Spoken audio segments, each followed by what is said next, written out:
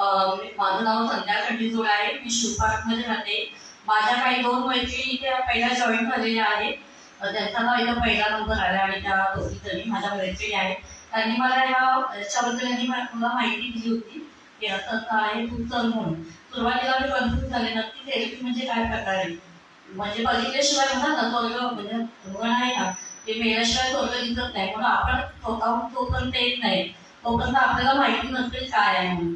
मग काल मी आले थेरपी वगैरे केली. माझं कमरेला खूप दुखत होतं आणि मला थोडासा हार्मोनचा इश्यू आहे. तर आता वयाप्रमाणे माझं 49 इयर्स आहे. त्यामुळे थोडंसं मला पाळीच्या बाबतीत आणि हार्मोनचा इश्यू झालेले.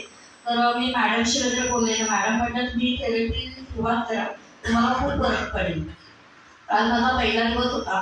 पाठीनं मला बॅक पेन होत होतं, पाय दुखायचे आणि थोडंसं बॅलन्स पण माझा हे व्हायचा. काल थेरपी घेतला तर थोडंसं मला खूप आवडलं, छान वाटलं. कमरेला वगैरे रिलॅक्स झाली.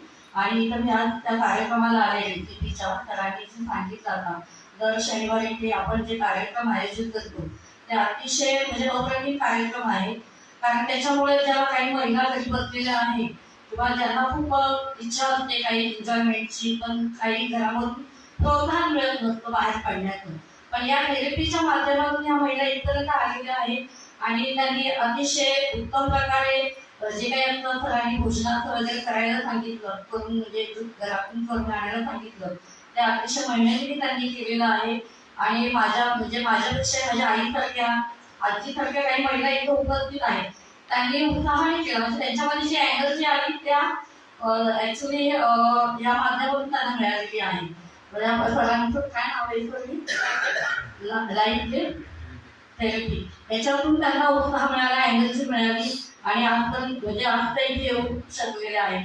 एवढंच मी बोलू शकते. आणि असेच कार्यक्रम राबवत राहतात त्यामुळे सगळ्यांना सहभागी होता येतं आणि बाहेर पडायची संधी मिळते आणि आरोग्य सुद्धा त्यांचं चांगलं राहतं.